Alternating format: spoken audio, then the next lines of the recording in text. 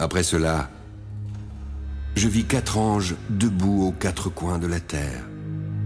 Ils retenaient les 4 vents de la terre afin qu'il ne soufflât point de vent sur la terre, ni sur la mer, ni sur aucun arbre. Puis je vis un autre ange qui montait du côté du soleil levant et qui tenait le sceau du Dieu vivant. Il cria d'une voix forte aux 4 anges à qui avait été donné de faire du mal à la terre et à la mer. Ne faites point de mal, ni à la terre, ni à la mer, ni aux arbres, jusqu'à ce que nous ayons marqué du sceau le front des serviteurs de notre Dieu. Et j'entendis le nombre de ceux qui avaient été marqués du sceau. 144 000 de toutes les tribus des fils d'Israël.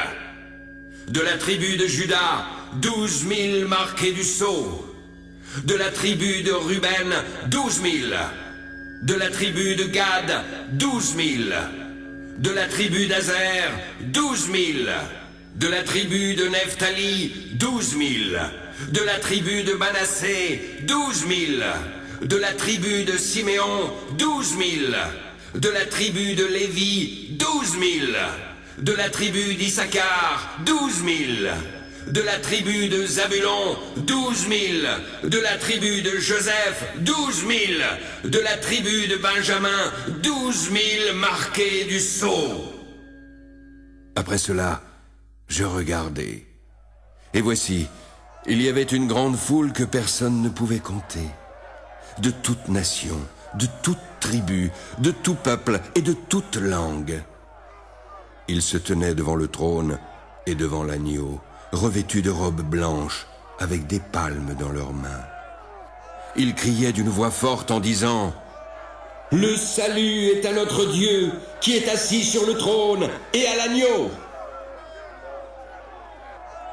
Tous les anges se tenaient autour du trône des vieillards et des 4 êtres vivants. Ils se prosternèrent sur leurs faces devant le trône, et ils adorèrent Dieu en disant « Amen.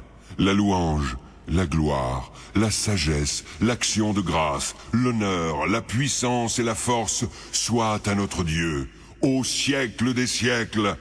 Amen. » L'un des vieillards prit la parole et me dit « Ceux qui sont revêtus de robes blanches, qui sont-ils et d'où sont-ils venus ?»